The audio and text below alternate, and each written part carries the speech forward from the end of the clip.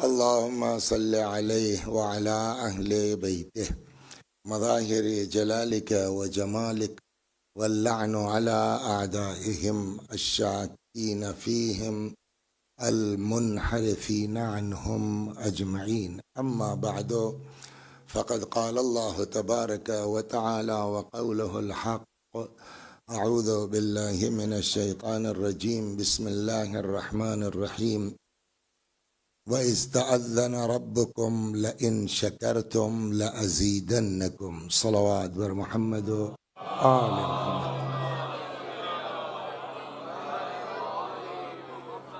یہ آیہ مبارکہ جس کی تلاوت کی گئی ہے، حضرت حق جل وعلا کا ارشاد ہے کہ یاد کرو اس وقت کو کہ جب تمہارے پالنے والے نے بڑی تاکید کے ساتھ یہ اعلان کیا کہ لئن شکرتم، اگر تم شکریہ ادا کرو گے، لأزیدنکم، تو ہم یقیناً ضرور حتماً. دیکھیے عربی زبان میں تاکید کے لیے لام کا بھی استعمال ہوتا ہے اور لاسٹ میں نون کا بھی استعمال ہوتا ہے.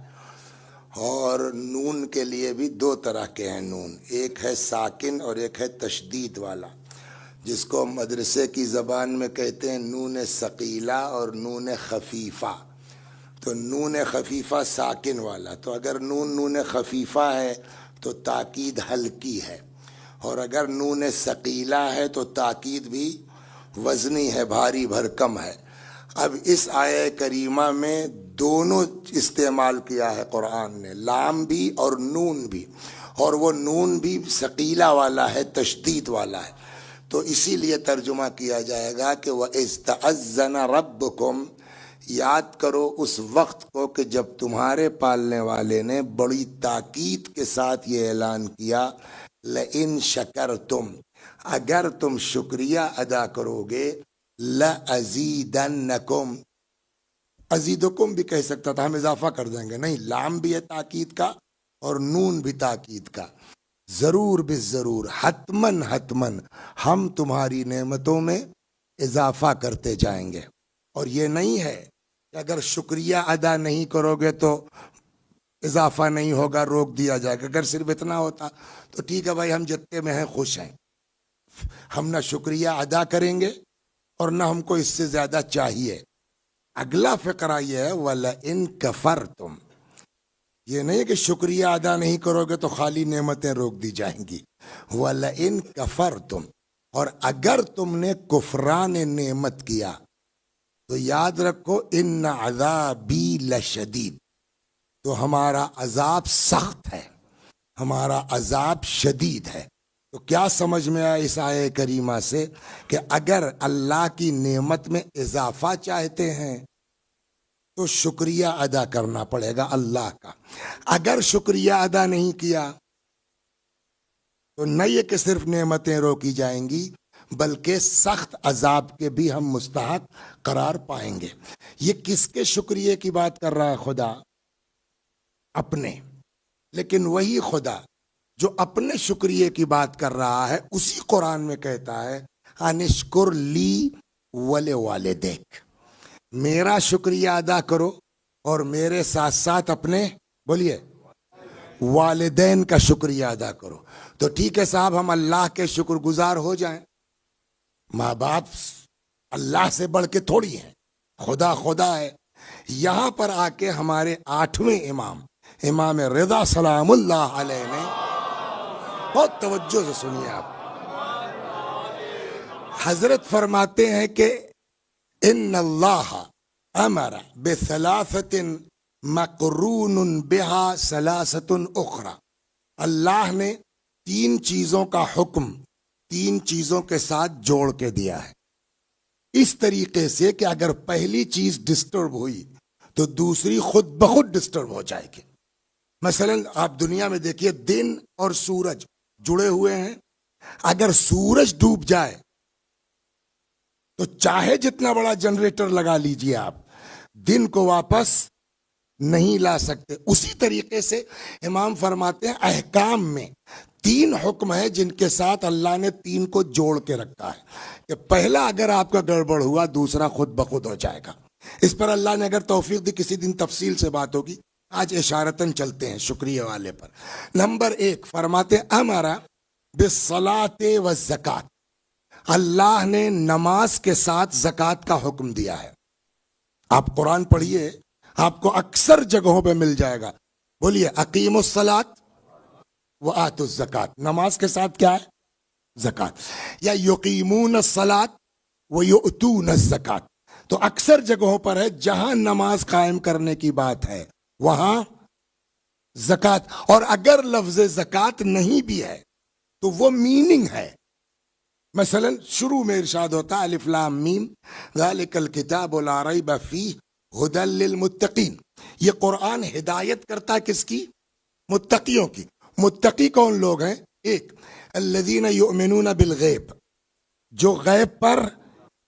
2 ویقیمون الصلاۃ، جو نماز قائم کرتے ہیں. تو یہ بات پہلے سمجھ میں آ جائے کہ اگر اپنا ایمان ثابت کرنا ہے تو نماز نہیں چھوڑ سکتے.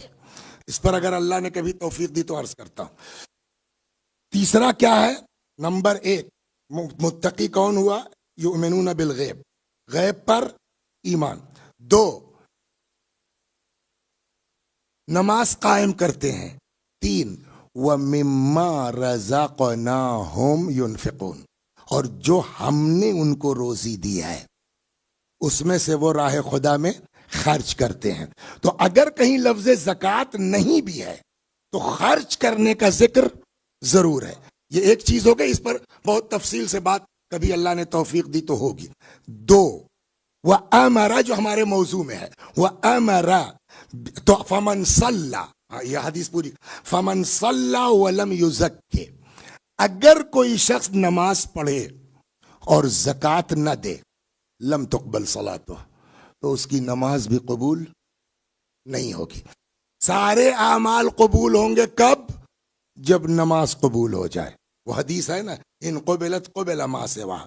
سارے اعمال کب قبول ہوں گے؟ جب نماز کب قبول ہوگی؟ اب امام نے کہا جب زکوٰۃ دو گے. فمن صلی ولم یزکی لم تقبل صلاتہ، اگر کوئی نماز پڑھے زکوٰۃ نہ دے اس کی نماز بھی قبول. دوسرا جملہ یہی ہے وَأَمَرَ بِالشُّكْرِ لَهُ وَلِلْوَالِدَيْنِ، اللہ نے اپنے شکریہ کے ساتھ ساتھ ماں باپ کے شکریہ کا حکم دیا ہے. قرآن میں آیت موجود ہے، کیا ارشاد ہوتا؟ انشکر لی ولوالدیک، میرا شکریہ ادا کرو اور اپنے والدین کا شکریہ ادا کرو، ماں باپ کا شکریہ. تو امرا بالشکر لہو وللوالدین، اس نے اپنے شکریہ کے ساتھ ساتھ ماں باپ کے شکریہ کا حکم دیا ہے. پس اگر کوئی اللہ کا شکر گزار ہو ماں باپ کا شکریہ ادا نہ کرے تو امام فرماتے خدا اپنا بھی شکریہ قبول. صلوات در محمد. سمجھ میں آ گئی بات آپ کی؟ یہ تو ہوا ایک عنوان.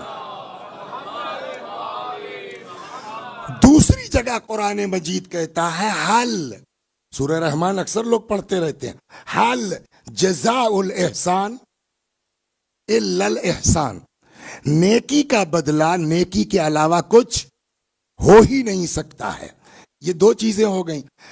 تو یہاں تو آپ کہیں گے صاحب ماں باپ کی بات ہے، کہا نہیں، اب حدیث آگے بڑھتی ہے کہ خالی ماں باپ نہیں، جس نے تمہارے ساتھ ذرا سی بھی نیکی کی ہے،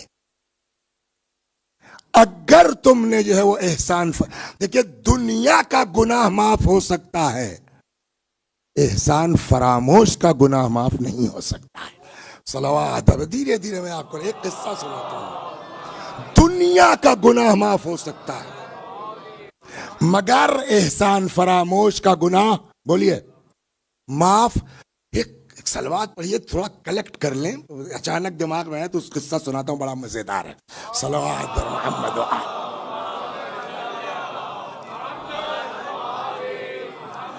سمجھے؟ اب تو بھائی سے زیادہ کوئی دنیا میں ہمدرد نہیں ہے، اس میں کوئی شک نہیں ہے کہ بھائی بہرحال بھائی ہے، اور اگر یہ بگڑ جائے تو اس سے زیادہ خطرناک بھی کوئی نہیں ہے.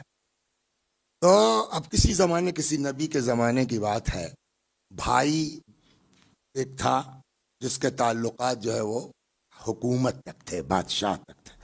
بادشاہ کو کسی امین آدمی کی ضرورت تھی کہ سفیر بنا کے بھیجا جائے. تو ان سے مشورہ کیا. انہوں نے کہا صاحب بھائی جان ہمارے, اس سے کہا تم مطمئن ہو؟ کہا بالکل مطمئن ہے. کہا تو ٹھیک ہے انہیں کو تیار کر لو. آئے کہنے بھائی جان میں نے آپ کا جگاڑ لگا دیا ہے اور بحیثیت سفیر کے آپ کو جانا. کہنے یار کہاں اس عمر میں چھوڑ کے جائیں گے, اور بیوی بچے. کہنے اس کا ٹینشن آپ کیوں لیتے ہیں, میں ہوں نا. کہ تمہاری ذمہ داری. کا بالکل میری ذمہ داری. وہ بھائی کے اوپر اعتماد کر کے وہ بیچارہ بولیے چلا گیا. ایک دن, اب جو بھی اس زمانے کی جو ہے وہ الہی کتاب رہی ہو, توریت تھی کہ زبور تھی, واللہ عالم نہیں معلوم. تو ایک دن وہ بھاوت جو ہے بیچاری تلاوت کر رہی تھی, یہ اندر داخل ہو گئے. انہوں نے کہا ہے تمہیں شرم نہیں آتی, بغیر پکارے ہوئے تم اندر آ گئے. تو اب ممبر کا ادب بھی مانے ہے, بقیہ پبلک خود سمجھدار ہے. انہوں نے حدود شریعت سے تجاوز کرنا چاہا. اس مومنہ نے انکار کیا. انہوں نے کہا تم جانتی ہو کہ میرے تعلقات حکومت تک ہیں, تم پر میں جھوٹا الزام لگوا سکتا ہوں. کہ جو کرنا ہو کر لو, مجھ کو اپنے اللہ پر بھروسہ ہے.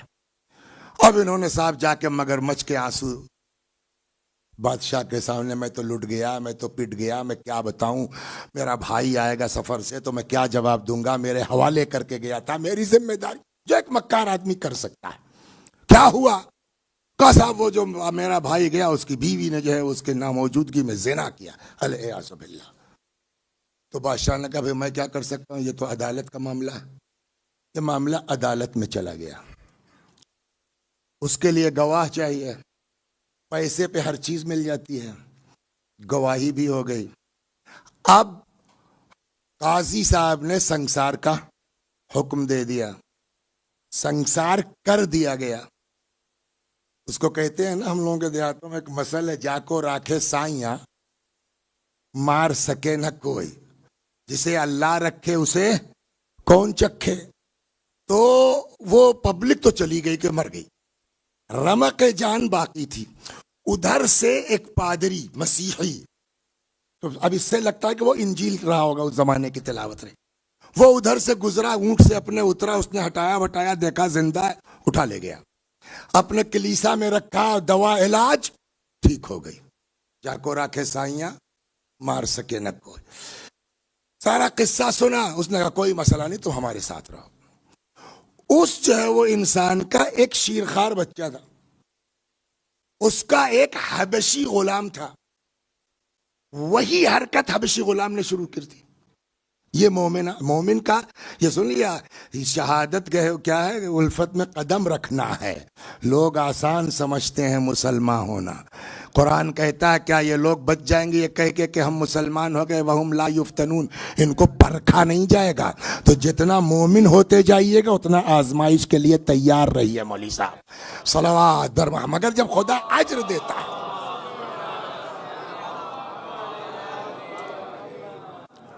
اس نے پھر انکار کیا. اس حبشی غلام کی حرکت کیا تھی کہ اس نے اس انسان کے جس کے یہاں پناہ لیا تھا, اس نے شیرخوار بچے کو قتل کر دیا, اور لا کے جس چھرے چاقو جس سے بھی اس نے مارا تھا, خنجر, اس مومنہ کے بستر کے نیچے رکھ دیا. اب وہ رات میں جب اٹھی, اس کی ماں دودھ پلانے کے لیے, دیکھا بچہ تو وہاں پڑا ہوا اپنے جو ہے وہ جھولے میں مردہ. ایک شور ہنگامہ ہوا, حرکت تو اسی کی تھی غلام کی. اس نے کہا اچھا ایک منٹ رکیے, میں نے وہ جو اس کو پناہ دی ہے آپ نے, اس کو میں نے ادھر اس بچے کمرے میں جاتے دیکھا تھا, ایک سیکنڈ رکیے تو, ارے یہ دیکھیے خون آلود چاقو یہ ہے. کیا بھائی میں نے تم کو پناہ دی, اس نے پوری اپنی صفائی دی. کیا قدرت کا انتظام تھا کہ اس انسان کو یقین بھی ہو گیا. اس نے کہا ٹھیک ہے تم کیوں مارو گی, کچھ اور وجہ ہوگی, کوئی ہوگا, ہم کو تمہاری بات پہ یقین ہے. اس نے کہا لیکن نہیں, مرا میری وجہ سے ہے, میں نے نہیں مارا ہے لیکن وجہ میں ہوں, یہ اتنا میں سمجھتی ہوں. تو جب تک میں یہاں رہوں گی آپ کی نظر مجھ پر پڑے گی تو کہیں نہ کہیں بچہ یاد آئے گا. تو جس خدا نے یہ چھت فراہم کی تھی وہی خدا دوسری چھت فراہم کر دے گا. آپ اجازت دیجئے میں چلی. انہوں نے کہا ٹھیک ہے. تو کچھ پیسے اس نے, اب میں مس کر رہا ہوں 20 درہم یا 200, بہرحال کچھ دے دیے, 20 ظاہراً دے دیے. جا رہی ہے یا علی مدد. راہ میں دیکھا ایک آدمی جو ہے وہ مجمع لگا ہوا ہے پھانسی لگنے والی. کیا بات ہے؟ کہا صاحب یہ سرکار کے مقروض ہیں اور یہاں کا قانون یہ ہے کہ وقت پر اگر قرض ادا نہیں کیا تو پھانسی. کہا کتنا ہے؟ کہا 20 درہم. ہم آپ ہوتے تو کیا کرتے ہیں؟ بڑی مشکل سے یہ 20 ہے, آگے پتہ نہیں کیا ہوگا. لیکن جن کو خدا پر اعتماد ہوتا ہے نا, یہ قبا پہننے سے تھوڑی کوئی دیندار ہوتا ہے, ہم ماما لگانے سے تھوڑی کوئی دیندار ہوتا ہے. دین کا تعلق اس قلب سے ہے, لباس سے نہیں ہوتا. اور نکلی کہ جان بچانا جو ہے ایک مومن کی میں دیتی ہوں. اس نے دے دیا, وہ بھائی چھوٹ گئے. ارے آپ نے تو میری زندگی بچا لی, اور کیا میں آپ کی کیا خدمت کر سکتا ہوں, کہاں جائیں گے آپ؟ نہ میرا. اب جب اس نے قصہ کہا تو میرے گھر چلیے آپ. یہ بیچاری خوش کی ایک چھت تو چاہیے ہی تھی کہیں نہ کہیں پناہ کے لیے. وہ چل پڑی. سامنے دریا ہے, کشتیوں سے آنا جانا, کشتی جا چکی تھی. اب کچھ دیر, گھنٹہ آدھ گھنٹہ انتظار کرنا پڑے گا کہ وہاں سے وہ پلٹ کے آئے تب اس پر بیٹھ کے پار کریں. اتنے میں جو ہے وہ ہوا چلی, اس کے چہرے سے نقاب اڑی. دیکھا یہ تو بڑی خوبصورت ہے, بیچ دوں تو پیسہ بڑھیا مل جائے گا. اتفاق سے کچھ اور لوگ وہاں تاجر واجر تھے, کا بھیا کنیز ونیز خریدتے ہیں؟ کا بالکل خریدتے ہیں. کا کتے کی؟ کا 200 کی. ہم بغیر دیکھے کا دیکھ دور سے دکھلا دیا. انہوں نے کہا ٹھیک ہے سودا طے کا, مگر ابھی نہیں, بہت بدتمیز عورت, بڑا شور مچائے گی. پیسہ دو, ہم کو جانے دو, پھر بعد میں جو کرنا ہو کرنا. اس نے پیسے لیے, میں ابھی آتا ہوں کر کے چلا گیا. بیچاری انتظار میں ہے. اب جب ان تاجروں کے جانے کا وقت ہوا, چلو. کہاں؟ کہ میں نے تم کو خرید لیا ہے. کس سے؟ تمہارے مالک سے. مالک؟ میں نے خود اس کی جان بچائی ہے. کہ کچھ نہیں, ہم نے خریدا ہے, چلنا پڑے گا. اب صاحب اچھی خاصی آزاد عورت کیوں اپنے کو کنیز بنا لے. اس نے ہنگامہ شروع کیا. ان سبوں نے کہا وہ صحیح کہہ رہا تھا. اب ان لوگوں نے کیا کیا کہ یہ اگر اپنے ساتھ بٹھلاتے ہیں تو زیادہ ہنگامہ کرے گی, پتہ نہیں کشتی وشتی کہیں الٹ پلٹ جائے. تو ایک کشتی پہ جو مال تھا اس پر اس کو باندھ دیا, اور خود یہ تجار دوسری کشتی پر چل پڑی. کچھ ایسا طوفان ووفان آیا کہ وہ کشتی تو پلٹ گئی, ڈوب گئی, سب ختم. اب یہ عورت بچی اور ان کا سارا مال.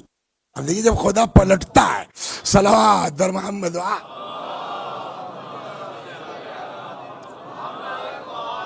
ان کا سارا مال. اب یہ بیچاری بس چلی جا رہی ہے, چلی جا رہی, یہاں تک کہ آ کے ایک ٹاپو سے, ایک جزیرے سے آ کے اس کی کشتی لگی, کہیں لنگر ونگر باندھا, جنگل بیابان میں اپنا رہ رہی ہے.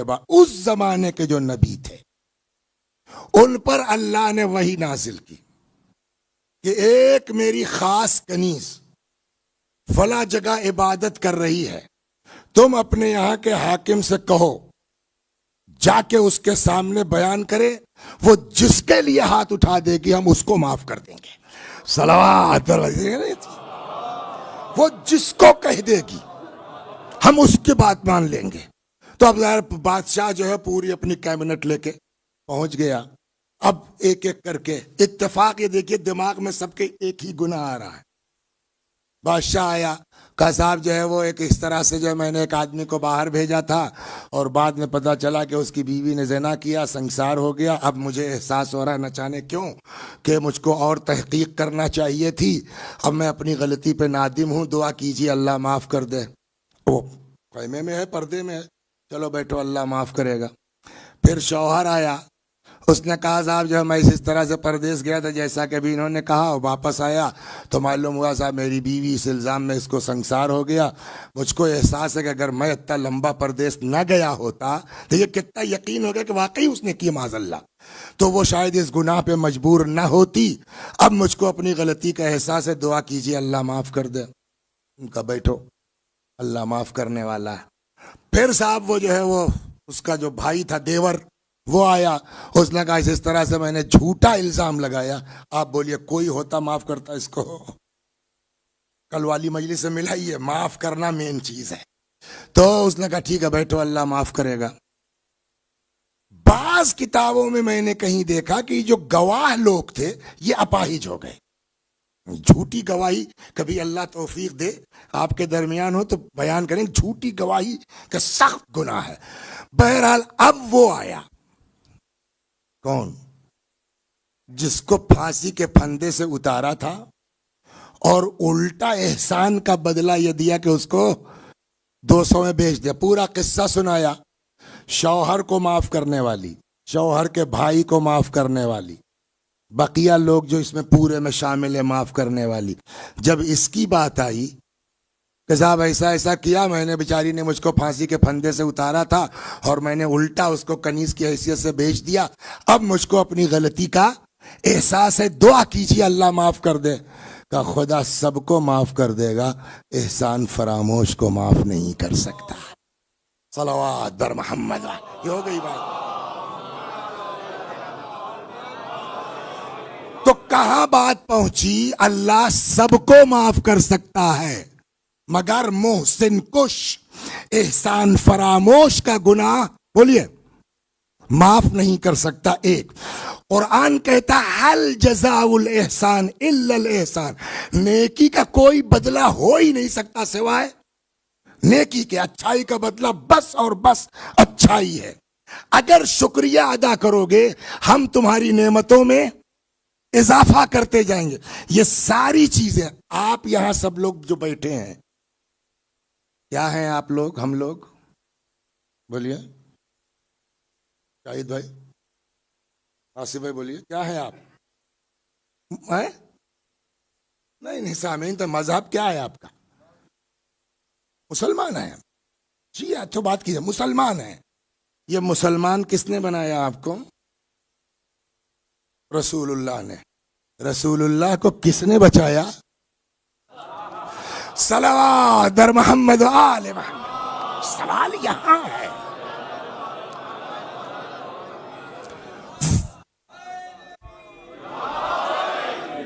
یعنی وہ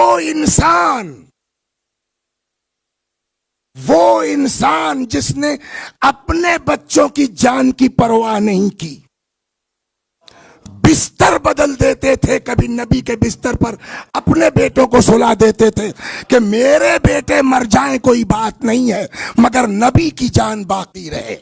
اتنا بڑا احسان پورے دین پر کسی کا ہے سوائے ابو طالب کے؟ اور جس نے اتنا بڑا احسان کیا، جس کے احسان کی بدولت آج دنیا میں ایمان ہے، اسی کے ایمان پر بحث شروع ہو گئی. اس سے بڑی احسان فراموشی کیا ہو سکتی ہے؟ اللہ سب کا گناہ معاف کر سکتا ہے، احسان فراموش کا گناہ معاف نہیں ہو سکتا. صلوات بر محمد. میں جلدی حضرت ابو طالب سلام اللہ علیہ کہ ایمان پر مجلس نہیں پڑھتا، سال میں ایک آدھ ایسے موقع پر کبھی پڑھ دیا تو پڑھ دیا. کیوں؟ اس لیے کہ بڑا عجیب لگتا ہے کہ ان کے ایمان پر جن کی وجہ سے دنیا میں مومن پائے جاتے ہیں، ان کے ایمان پر. اچھا دوسری بات یہ، رسول اللہ کی ولادت کب ہوئی؟ بولو. 17 ربیع الاول سن 1 عام الفیل جو ہے. امیر المومنین کی ولادت کب ہوئی؟ 30 عام الفیل. تو جب رسول اللہ کی ولادت ہو گئی تو رسول اللہ کی ولادت سے پہلے جناب عبداللہ بولیے کا انتقال ہو چکا تھا نا، تو یتیم پیدا ہی ہوئے، ماں ہے باپ نہیں ہے. جناب فاطمہ بنت اسد نے آ کے جناب ابو طالب کو مبارکباد دی. بھائی مبارک ہو آپ کے مرحوم بھائی کے یہاں، اپنے الفاظ میں عرض کر رہا ہوں میں، مفہوم، مبارک ہو آپ کے مرحوم بھائی کے یہاں بیٹا ہوا. تو کیا کہنا چاہیے تھا جواب میں؟ آپ کو کوئی مبارک، آپ کبھی یہ تو بولتے ہیں نا، تو جناب ابو طالب کو بھی کیا کہنا چاہیے تھا؟ ارے بھائی آپ بھی چچی ہیں، ماں کی طرح ہیں، ماشاءاللہ آپ کو بھی مبارک ہو. یہی جواب تو ہونا چاہیے تھا. ابو طالب علیہ السلام کا جواب کیا ہے؟ جب آ کے فاطمہ بنت اسد نے کہا بھائی مبارک ہو، آپ کے مرحوم بھائی کے یہاں بیٹا ہوا، تو فرماتے ہیں فاطمہ جیسا بیٹا آج ہوا ہے 30 برس کے بعد ایسا ہی بیٹا تمہارے یہاں پیدا ہوگا۔ جو انسان 30 برس بعد کی خبر دے رہا ہو اس کے علم پر بحث ہوگی کہ ایمان پر بحث ہوگی۔ صلوات بر محمد و آل محمد۔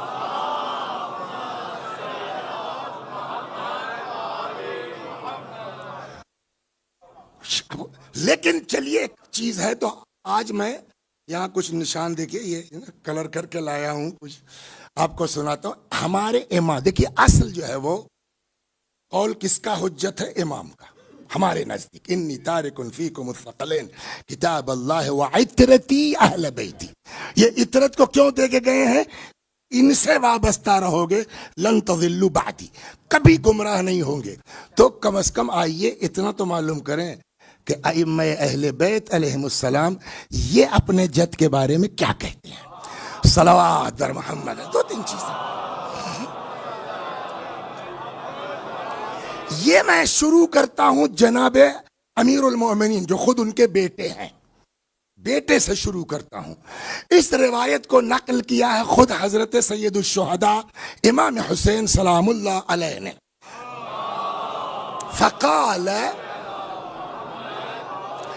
فقال عن والدہ امیر المؤمنین، امام حسین نے نقل کیا اپنے والد یعنی مولائے کائنات سے، فرماتے کہ انہو کان جالسا فی الرحبہ، جگہ حضرت تشریف فرما تھے، والناس حولہ، امام کے ارد گرد کافی پبلک تھی، فقام الیہ رجل، ایک آدمی اس مجمع میں کھڑا ہو گیا اور کہتا یا امیر المؤمنین انک بالمکان الذی انزلناک اللہ، یہ اس بات کے علامت ہے کہ یہ واقعہ ہے جب حضرت چوتھے مرحلے میں صحیح بظاہر خلیفہ ہو چکے تھے، اس لیے کہ وہ کہہ کیا رہا ہے یا امیر المؤمنین، نمبر ایک یہ دلیل ہے کہ زمانے خلافت کی بات ہے۔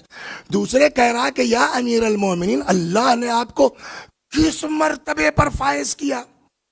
وَأَبُوكَ مُعَذَّبٌ فِي النَّارِ، آپ کا اتنا بڑا مرتبہ، مطلب آپ خلیفہ ہو گئے، آپ امام ہیں، آپ امیر المؤمنین ہیں، وَأَبُوكَ مُعَذَّبٌ فِي النَّارِ، نقل کفر کو، آپ کے بابا بیچارے جو ہے جہنم میں عذاب ہو رہا ہے ان کو۔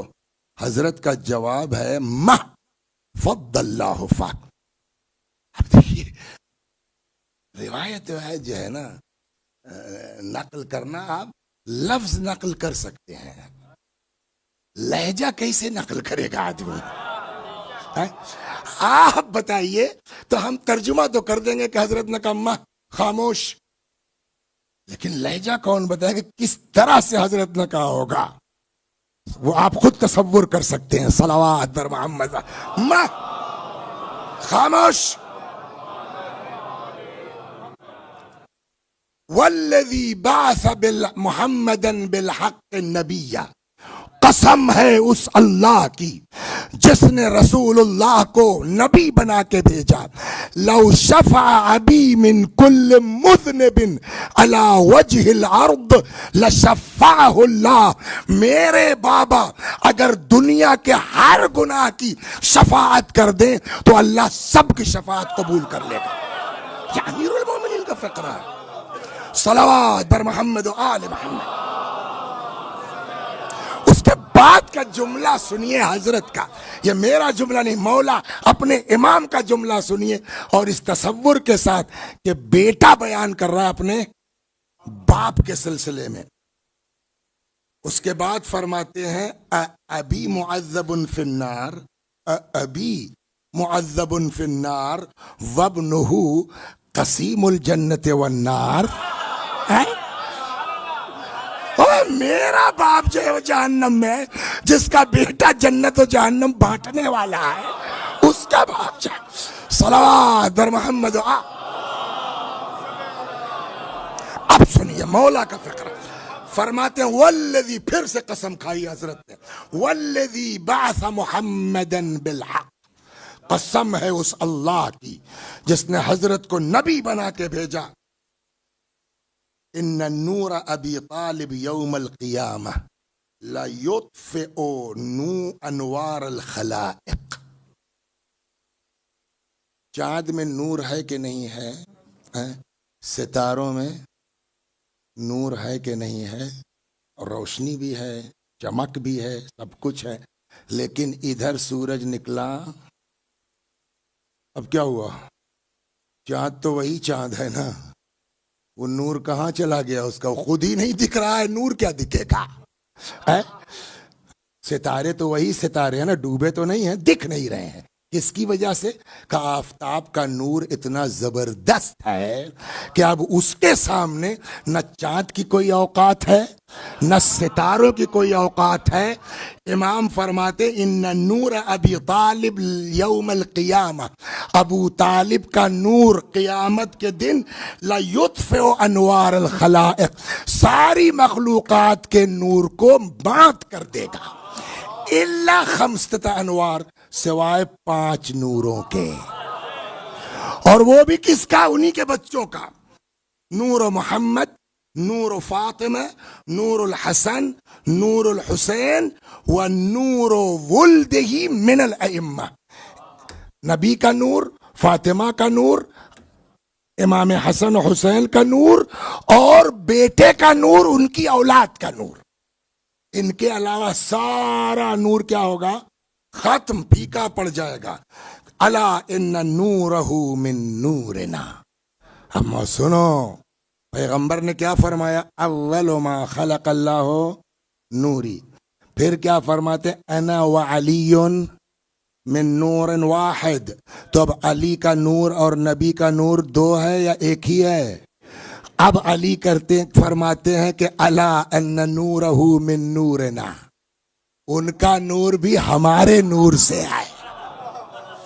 خلقہ اللہ من قبل خلق آدم بألف عام، آدم کے وجود سے 2000 برس پہلے اللہ نے ان کا نور خلق کیا تھا۔ صلوات بر محمد و آل محمد۔ اب ایک بہت مزیدار، تو یہ ہو گیا مولا سے، امام حسین سلام اللہ علیہ نے نقل کیا۔ اب آئیے ہمارے چوتھے امام، امام زین العابدین سلام اللہ علیہ۔ تو کسی نے آ کر کے امام سجاد علیہ السلام سے پوچھا کہ مولا آپ بتائیے ابو طالب مومن تھے؟ تو حضرت نے کہا پبلک کا کیا خیال ہے؟ تو اس نے کہا پبلک تو کہتی ہے کہ صاحب وہ تو جہنم میں معاذ اللہ عذاب ہو رہا، کھوپڑی کھول رہی ہے ان کی شدت عذاب سے۔ تو فاجاب الامام سجاد عندما سئل عن ابی طالب اکان مؤمنا، امام نے جواب میں کہا اس آدمی کے جس نے پوچھا تھا کہ کیا ابو طالب مومن تھے، تو حضرت نے کہا کہ اس نے جواب دیا کہ انہا ہونا قوما یزعمون انہ کافر، کچھ لوگ ہیں جو کہتے ہیں کہ ابو طالب مومن نہیں تھے۔ فقال علیہ السلام، یہ اگر میں دعا کیجئے، کبھی کبھی ہوتا ہے آدمی خود سمجھ لیتا ہے سمجھا نہیں پاتا، تو اگر آپ لوگ دعا کر دیجئے نا کہ اللہ توفیق دے دے سمجھا لے جاؤں، تو سب سے بلند بات یہی ہے جو امام نے فرمایا ہے، صلوات بر محمد وآل۔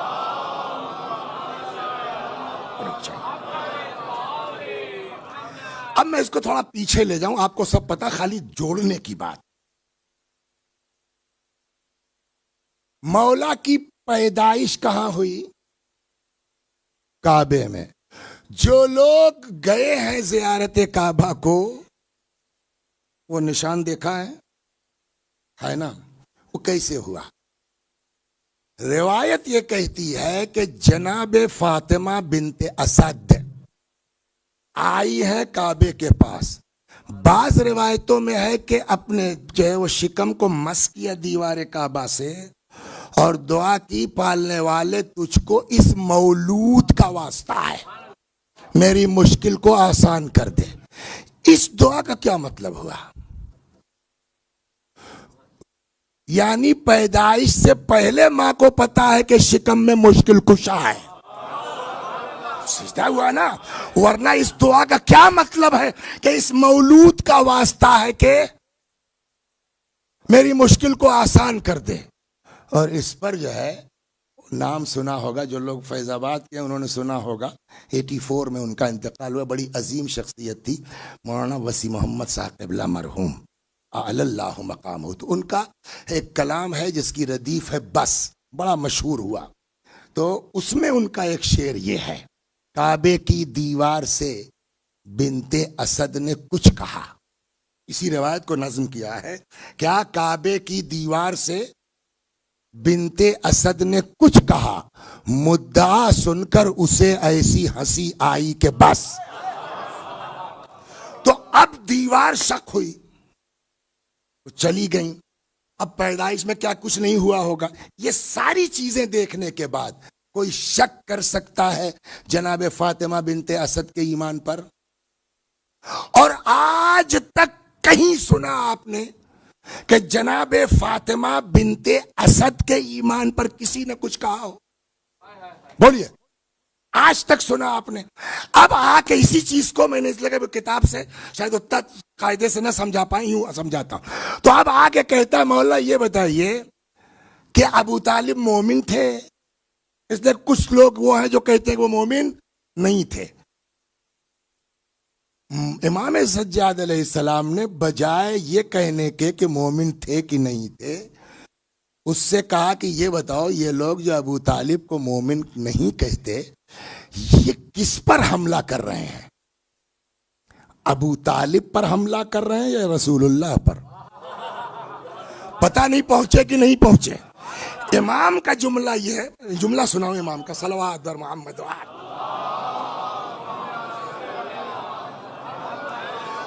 حضرت نے کہا وَعَجَبَا كُلُّ الْعَجَبِ، بڑے تعجب کی بات ہے، نہایت تعجب کی بات ہے. اَيَطْعَنُونَ عَلَىٰ أَبِي طَالِبَ أَوْ عَلَىٰ رَسُولِ اللَّهِ، یہ لوگ ابو طالب پر تان کر رہے ہیں یا رسول اللہ پر؟ مطلب مولا کہ یہ بتاؤ قرآن میں ہے کہ نہیں ہے ایک سے زیادہ جگہوں پر کہ مومن کی شادی مومنہ سے ہوگی، مومنہ کی شادی مومن سے ہوگی، اور فاطمہ بنت اسد کے ایمان میں کسی نے شک نہیں کیا ہے. سب یہ کہتے ہیں کہ وہ ابتدائی مومنات میں سے ہیں. اب اگر ابو طالب کافر تھے تو یہ رسول اللہ کی ذمہ داری تھی کہ مومنہ کو کافر سے الگ کر دیتے.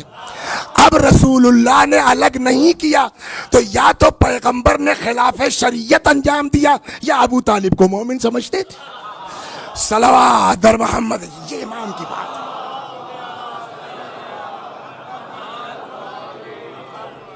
وَقَدْ نَهَاهُ اللَّهُ تَعَالَىٰ أَنْ يَقَرْنَ مُؤْمِنَةً مَعَ كَافِرٍ فِي غَيْرِ آيَةٍ مِّنَ الْقُرْآنِ. قرآن نے منع کیا ہے کہ کوئی جو ہے مومنہ کسی غیر مومن کے ساتھ شادی نہیں کر سکتی، اور اگر ہے تو الگ ہوگی.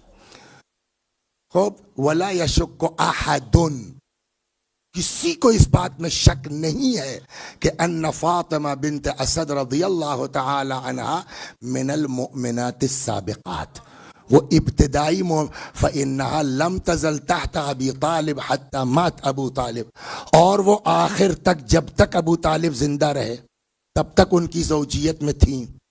تو اب یہ کس کی کمی مانی جائے گی؟ امام کہتے ہیں یہ ابو طالب پر تان ہے یا رسول اللہ پر خلاف شریعت کرنے کا الزام؟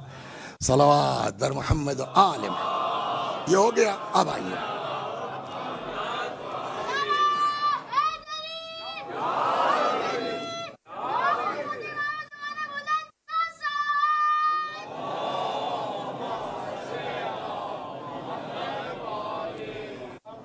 اب پانچویں امام.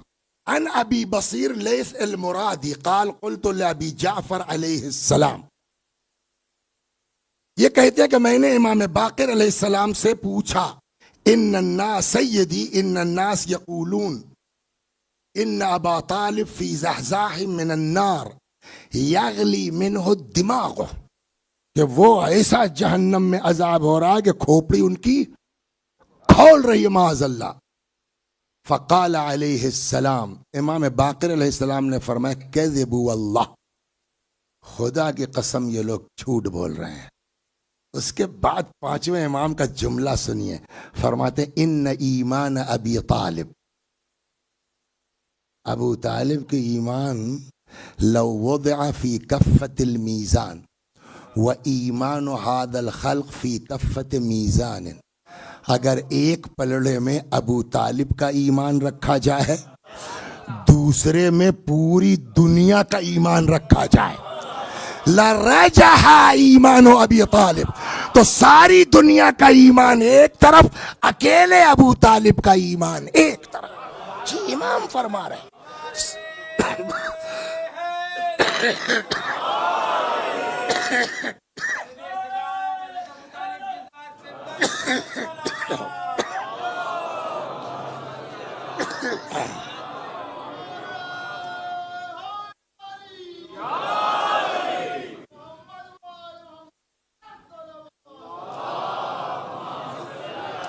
اور اب جو امام نے فرمایا تو بڑے غضب کی بات ہے.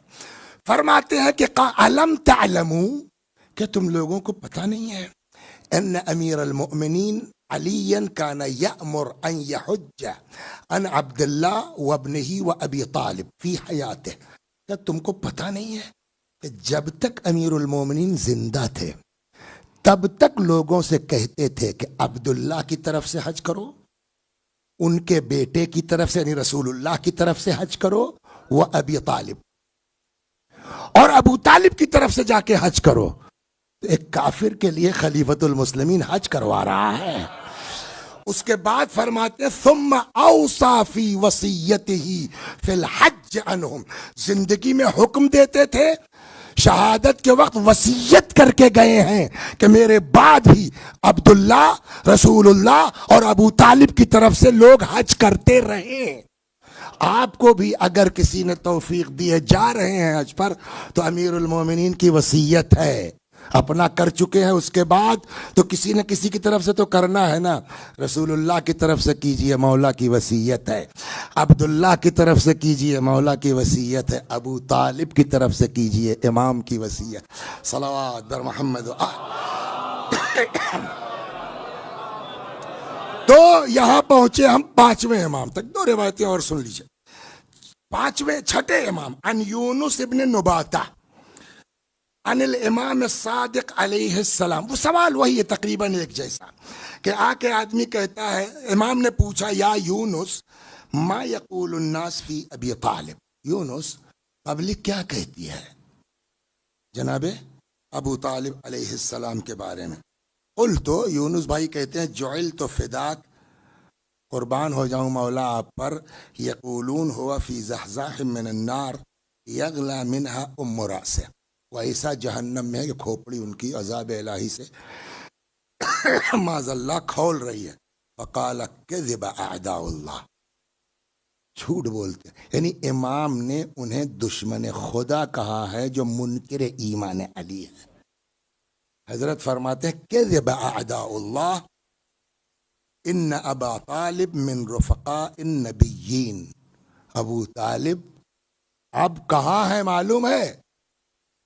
من رفقاء النبیین، نبیوں کے ساتھ، والصدیقین، صدیقوں کے ساتھ، والشہداء، شہیدوں کے ساتھ، والصالحین، صالحین، وحسن اولئک رفیقا، اور بہترین ساتھ ہے. صلوات بر محمد و آل. اور اب آئیے جہاں سے میں نے شروع کیا تھا، حل جزاء الاحسان الا الاحسان. خدا سب کا گناہ معاف کر سکتا ہے، احسان فراموش کا گناہ. اب یہاں کے اوپر امام فرماتے، چھٹے امام، قلت لابی عبداللہ علیہ السلام ان الناس يزعمون ان ابی طالب فی ضحضاح من النار فقال كذبوا ما بهذا نزل جبرائیل علی النبی. جھوٹ بولتے ہیں، جبریل یہ لے کے تھوڑی اترے تھے. تو وہ چونکا، مطلب کوئی اسپیشل چیز تھی. قلت وما وبما نزل، مولا کیا لے کے نازل ہوئے تھے جبریل؟ قال اتا جبرائیل فی بعض ما کان علیہ فقال یا محمد. امام فرماتے ہیں کہ جبریل ایک دن رسول اللہ کے پاس آئے اور فرماتے ہیں کہ ان ربک یقرئک السلام ویقول لک، اے محمد اللہ آپ کو سلام کہتا ہے اور فرماتا ہے ان اصحاب الکہف اسر الایمان فاتاہم اللہ اجرہم مرتین. اصحاب کہف نے اپنا ایمان چھپا کے رکھا، اللہ نے ان کو دوہرا اجر دیا.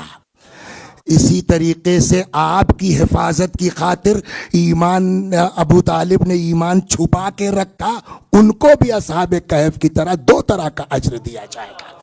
صلوات بر محمد. اس کے بعد سنیے فَأَتَاهُ اللَّهُ أَجْرَهُ مرتين، تو ابو طالب کو بھی اللہ دوہرا اجر دے گا. وَمَا خَرَجَ مِنَ الدُّنْيَا حَتَّى أَتَتْهُ الْبِشَارَةُ مِنَ اللَّهِ تَعَالَى بِالْجَنَّةِ. اس وقت تک ابو طالب کی روح نہیں نکلی جب تک جنت کی بشارت نہیں آ گئی ہے. ثم قال كيف يصفونه بهذا وقد نزل جبرائیل لیلۃ مات. ابو طالب کیسے یہ لوگ اس طرح کی بات کر سکتے؟ جس دن ابو طالب کا انتقال ہوا ہے اسی رات جبریل آئے ہیں اور کہا ہے یا محمد اخرج من مکہ فما لک بها ناصر بعد ابی طالب. اے میرے حبیب اب مکے سے چلے جائیے، ابو طالب کے بعد اب کوئی مددگار. جبریل آ گئے. اب سمجھے کتنے بڑے ناصر تھے ابو طالب. تو اگر آج ہمارے پاس ایمان ہے تو کس کی قربانیوں کی بنیاد پر ہے؟ تو کس کا احسان ہمارے اوپر ہے؟ ابو طالب کا. تو جو ایک حدیث کہتی ہے من لم یشکر الناس لم یشکر اللہ، جو انسان کا شکریہ ادا نہیں کر سکتا وہ اللہ کا بھی شکریہ ادا نہیں کر سکتا. سب سے بڑا احسان ہمارے آپ کے اوپر ابو طالب کا ہے. مطلب جو ابو طالب کا شکر گزار نہیں وہ اللہ کا شکر گزار نہیں ہو. صلوات بر محمد و آل. آخری بات اندرست ابن ابی منصور. اب آئیے 6 امام تک آ گئے. 7ویں امام انہ سأل ابا الحسن الاول الامام الکاظم علیہ السلام. امام کاظم علیہ السلام سے پوچھا گیا کہ کیا وہ مومن تھے؟ امام نے جواب میں کہا مومن. باقاعدہ انہوں نے وصیتیں منتقل کی ہیں رسول اللہ تک. صلوات در محمد.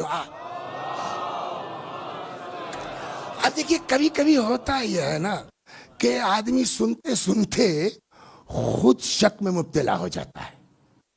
لاکھ مومن ہو لیکن اتنا سنایا گیا اور صحیح میں کہیں ابو طالب نہیں معاملہ گڑبڑ تھا. تو ایسا بھی ہوا ہے. تو ایک صاحب نے لیٹر لکھا امام رضا علیہ السلام کو. صلوات. نام ہے اس انسان کا ابان ابن محمد. قال كتبت الى الامام علی ابن موسیٰ الرضا علیہ السلام. میں نے امام کو خط لکھا اور لکھا کہ جعلت فداک، مولا قربان ہو جاؤں آپ پر. قد شککت فی اسلام ابی طالب. اب تو مجھ کو بھی شک ہونے لگا ہے ابو طالب کے اسلام پر، ایمان پر، کہ واقعی کہیں یہ لوگ صحیح تو نہیں کہہ رہے ہیں. فکتب الیہ. امام علیہ السلام نے ان کو جواب دیا کہ انک ان لم تقر بایمان ابی طالب کان مصیرک الی النار. اگر ابو طالب کے ایمان کا اقرار نہیں کرو گے تو کان مصیرک الی النار، تمہارا راستہ سیدھا جہنم کی طرف ہے. اب بچا کیا ہے؟ ہو گئی بات. اور اب آخری بات، ہمارے یہاں مفسرین میں ایک بڑا نام ہے مرحوم ابو الفتوح رازی رحمت اللہ علیہ. ان کی تفسیر کا نام ہی ہے تفسیر ابو الفتوح. اس کے اندر وہ لکھتے ہیں کہ روا عن آبائہ، امام رضا علیہ السلام نے اپنے آبا و اجداد سے، بزرگوں سے، یعنی امام کاظم علیہ السلام، انہوں نے امام صادق علیہ السلام، انہوں نے امام باقر، بعدت طرق، کئی طریقوں سے نقل فرمایا ہے کہ ان نقش خاتم ابی طالب، جناب ابو طالب کی انگوٹھی پر لکھا کیا تھا، نقش کیا تھا. ظہر کے بعد نافلہ پڑھتے، وہ دعا پڑھتے ہیں نا، کیا ہے؟ رضیت باللہ ربن و بمحمد صلی اللہ علیہ وآلہ نبی، وہ پورا ہے نا. یہ دعا بعد میں آئی، ابو طالب کی انگوٹھی پہلے سے لکھا. عجیب ہے.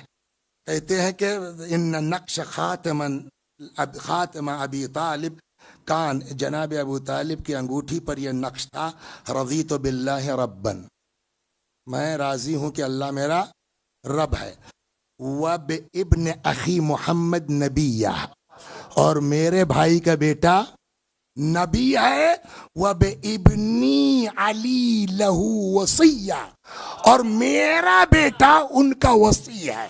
اب بچا کیا ہے؟ اشہد ان لا الہ الا اللہ بھی ہو گیا، محمد الرسول اللہ بھی ہو گیا، علی ولی اللہ بھی ہو گیا. صلوات بر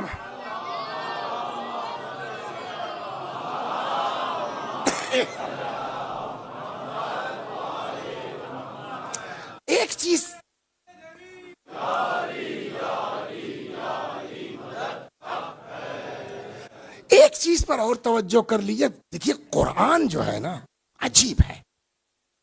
ادبی اعتبار سے اگر دیکھا جائے، ایک ایک نقطہ اعجاز قرآن کا، ایک ایک لفظ اعجاز ہے. بہت مشہور آیتیں ہیں. جب کہیں ماں باپ کے ایصال ثواب کی مجلس ہوتی ہے تو ہم لوگ بھی خوب پڑھتے ہیں اس کو. کیا؟ وَقَضَىٰ رَبُّكَ أَلَّا تَعْبُدُوا إِلَّا إِيَّاهُ، تمہارے رب کا فیصلہ یہ ہے کہ تم کسی کی عبادت نہیں کرو گے. ٹھیک ہے.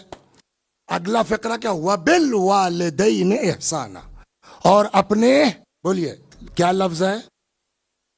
اچھا یہ بتائیے، اکثر ہم لوگ اس کو توجہ رکھ لیں سب لوگ. واٹس ڈفرنس بٹوین والد اینڈ اب؟ والد اور ابا کیا فرق ہے؟ اب کسی کو بھی کہا جا سکتا ہے. جناب ابراہیم کے لیے، آزر کے لیے اب کا لفظ استعمال ہو، جبکہ وہ چچا تھے. قرآن میں ہے نا ابراہیم. تو اب کسی کو بھی کہا جا سکتا ہے. والد صرف ایک ہوتا ہے دنیا میں جس کی وجہ سے ولادت ہے. والدہ بھی ایک ہے جس نے جنا ہے. یہ جو ہم لوگ کہتے ہیں یہ میرے بڑے والد ہیں، ارے بابا کاہے کو گالی بک رہے ہو؟ صلوات بر محمد وال جی. بڑے ابا کہہ لیجئے آپ، اور کچھ کہے، والد ایک ہے. یہ نقطہ ذہن میں رہے کہ سب کو والد نہیں کہہ سکتے، سب کو والدہ.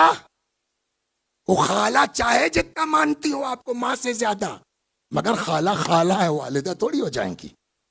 اب اماں کہہ لیجئے، کچھ کہہ لیجئے، مگر والدہ ایک اور والد ایک. نہ والد میں کوئی بڑا ہوتا ہے نہ کوئی چھوٹا ہوتا ہے. اس احتیاط کو ہم لوگوں کو مد نظر رکھنا چاہیے. کچھ لوگ جو ہے کچھ زیادہ بڑھیا اردو بولنے کے چکر میں یہ غچہ کھا جاتے ہیں، یہ میرے بڑے والد ہیں. صلوات بر محمد.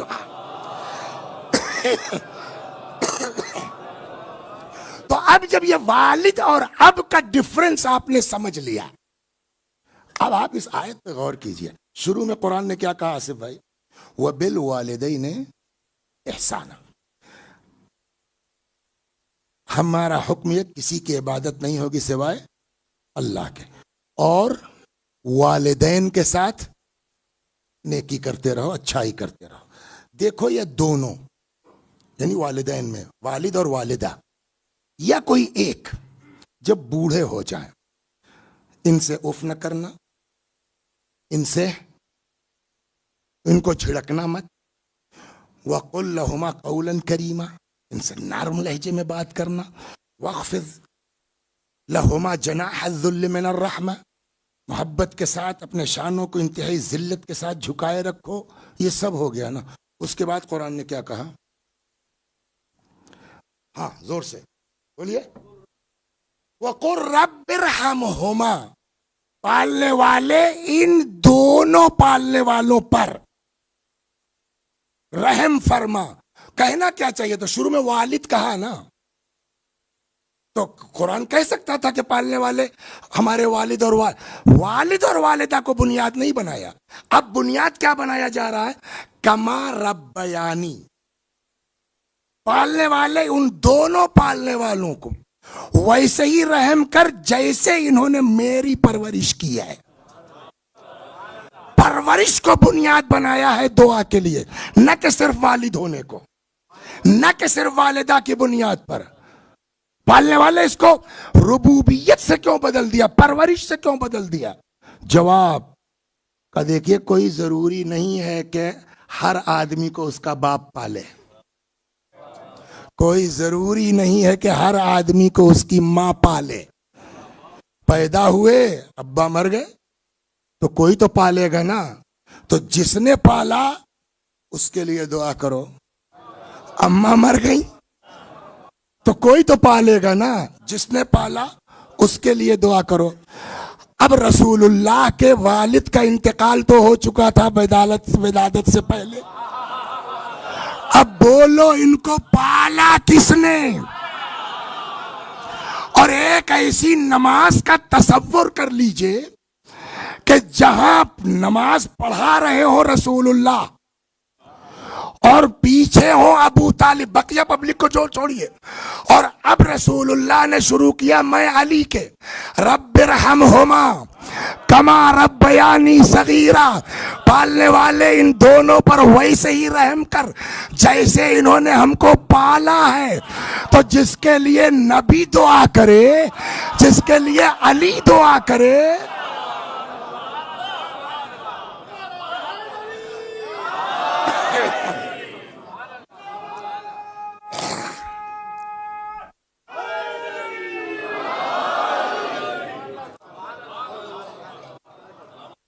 اس شخصیت کے بارے میں ہم جیسے بے ایمان لوگ ہیں اس ایمان کل کے باپ کے بارے میں بات کرنے کے قابل ہیں.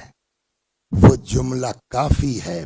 5ویں امام کا تھا، 6 امام کا بھول گیا ہوں میں خود بھی، کہ ایک پلڑے میں ابو طالب کا ایمان ہو اور دوسرے پلڑے میں ساری کائنات کا. لرجح ایمان ابو طالب. ابو طالب کا ایمان سارے دنیا کے مومنوں کے ایمان پر بولیے بھاری ہو سکتا ہے. اور یہی وجہ ہے کہ جس سال ابو طالب کا انتقال ہوا اور حضرت خدیجہ کا انتقال ہوا، پیغمبر کے لیے اتنا سخت تھا کہ اس پورے سال کو کیا لقب ملا؟ عام الحزن.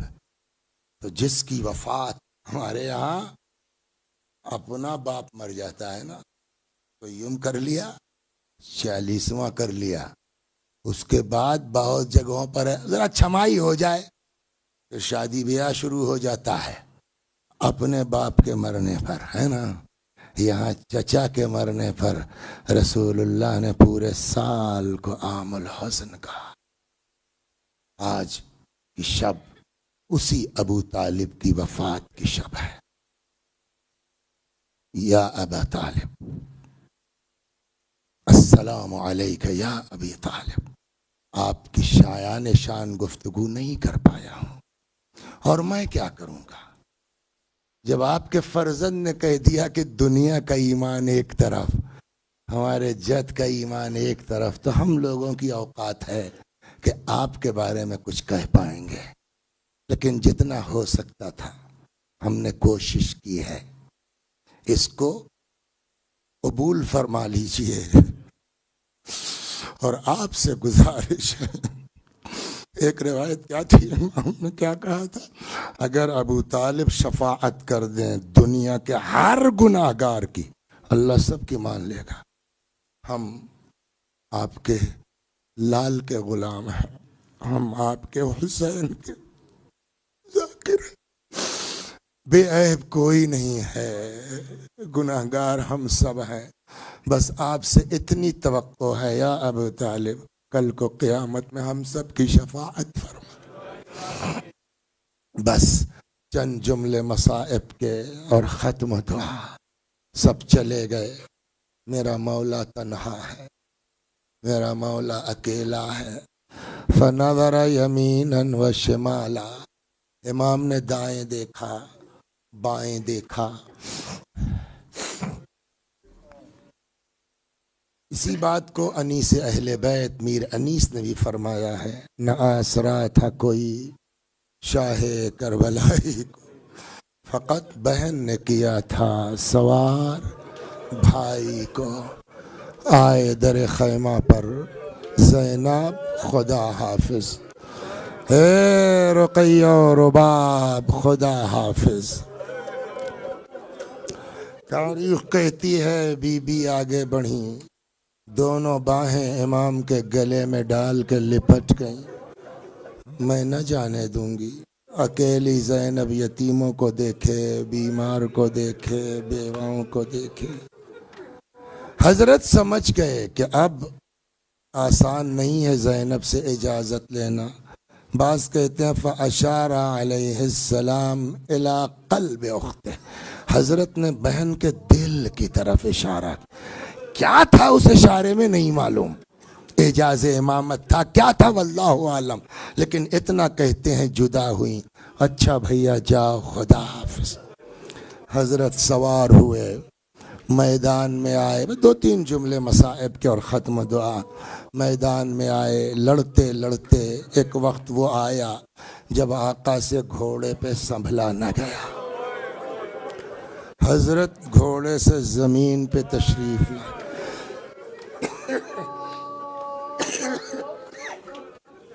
یہ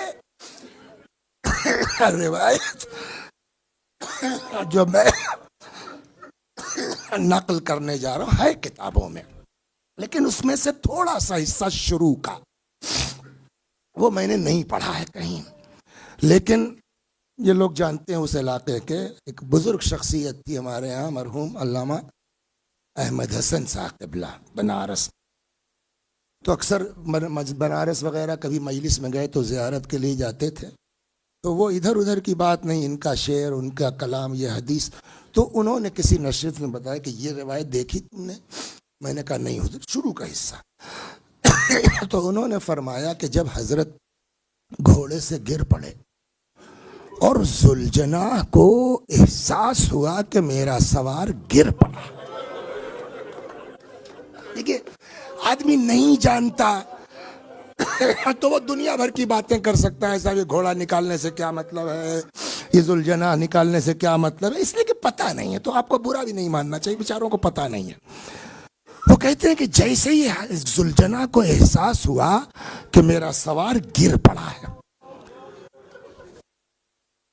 آغا انسانوں میں اتنی وفاداری نہیں ملتی، بتاؤں آپ کو۔ وہ فرماتے ہیں کہ لجام اپنی دانت میں دباتا تھا اور لا کے حضرت کے دستے مبارک پہ رکھتا تھا،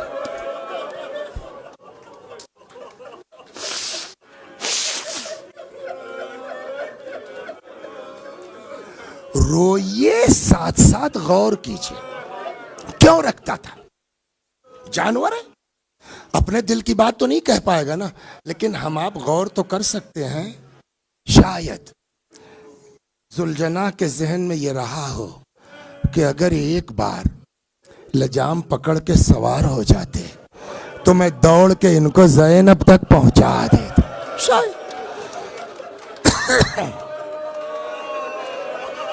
جزاکم ربکم، جزاکم ربکم۔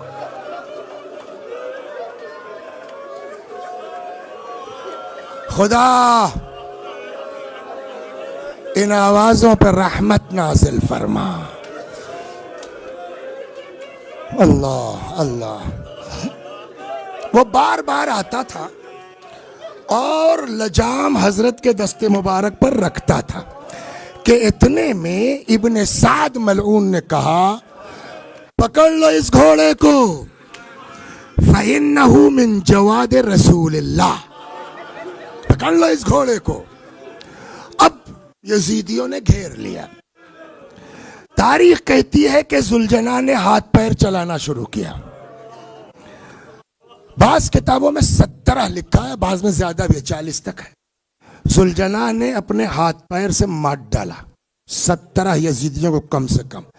اچھا ہم نے جب یہ روایت پڑھی، اس کے آگے ہے کتابوں میں، ہم نے جب پڑھا تو دیکھیے لا علمی یا بے توجہی ہر اعتراض کی بنیاد بنتی ہے، تو ہم بھی نہیں سمجھ پائے، یار یہ کیسے ہو سکتا ہے کہ اتنے سارے فوجی ہیں، ان کے پاس تلوار ہے، ان کے پاس تیر ہے، ان کا کیسے مار سکتا ہے اس گھوڑا جو ہے وہ 70 آدمیوں کو؟ وجہ کیا تھی کہ ہم خود متوجہ نہیں تھے، تو یار تب پڑھتے بھی نہیں تھے، اس لیے ہماری سمجھ میں خود نہیں آ رہا تھا۔ ایک دن اچانک جیسے کسی نے ڈال دیا دماغ میں، اس جملے کا کیا مطلب ہوا جو ابن سعد نے کہا تھا، پکڑ لو اس کو، فَإِنَّهُ مِن جَوَادِ رسول اللہ، پکڑ لو مگر خیال رہے یہ رسول اللہ کا گھوڑا ہے۔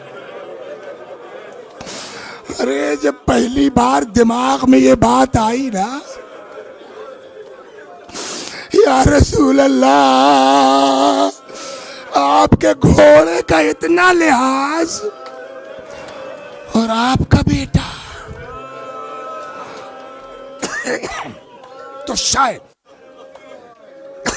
نتیجہ یہ ہوا کہ جب کسی کے قابو میں نہیں آ رہا تھا تو اب تاریخ کہتی ہے عاجز آ کے ابن سعد نے کہا کہ جانے دو، دیکھیں کیا کرتا ہے، تو اب فوج ہٹ گئی۔ اب تاریخ کہتی فلما امن الجواد، جیسے ہی گھوڑے کو امن کا احساس ہوا، مطلب اب میرے کوئی پیچھے نہیں ہے، تو آپ عقلاً بتائیے نا کہ دوڑتے دوڑاتے پتہ نہیں کتنی دور گیا ہوگا۔ حضرت کا جسم مبارک یہاں ہے، اب لوگ پکڑنا چاہے تو دوڑا رہا ہے، کتنی دور گیا۔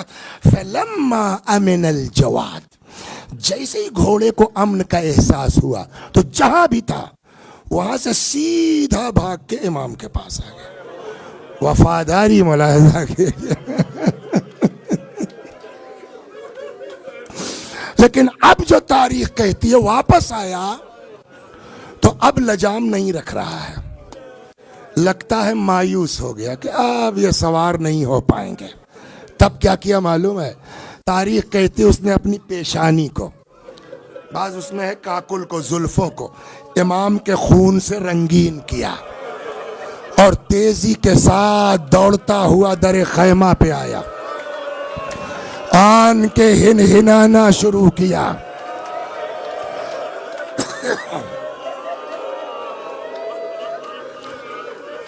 میں واقعہ پڑھ رہا ہوں تو آپ کی آواز اتنی بلند ہے تو ذرا ذوالجناح کی آواز پر تصور کیجئے خیمے کا عالم کیا ہوگا۔ سوچنے والی بات ہے نا۔ ذوالجناح کی آواز خیمے کے اندر پہنچی، بیبیاں گھبرا کے نکل آئیں، اور اب جو تاریخ کہتی ہے کہ کسی نے آ کے گھوڑے کی، اچھا ہم اور آپ تو سمجھتے ہیں کہ ہنہنا رہا ہے، گھوڑا ہے، جانور ہے، ہم آپ جانور کی زبان تو سمجھتے نہیں، لیکن امام لوگ جانور کی زبان سمجھتے ہیں۔ چنانچہ 5ویں امام فرماتے ہیں، کیا کہہ رہا تھا گھوڑا؟ امام فرماتے ہیں ذوالجناح در خیمہ پہ آ کے اپنی زبان میں کہہ رہا تھا الظلیمہ الظلیمہ من امت قتلت ابن بنت نبیہا۔ ارے کتنے ظالم ہیں یہ لوگ، کتنے ظالم ہیں یہ لوگ جنہوں نے اپنے نبی کی بیٹی کے بیٹے کو مار ڈالا۔ بیبیاں گھبرا کے نکل آئیں۔ تاریخ کہتی ہے کسی نے گھوڑے کی گردن میں باہیں ڈال دی، کچھ آ گئی گھوڑے کے پیروں سے لپٹ گئی۔ ایک عجیب منظر ہے کہ تاریخ کہتی ہے اتنے میں ایک کمسن بچی آتی ہے، غور سے ذوالجناح کو دیکھتی ہے،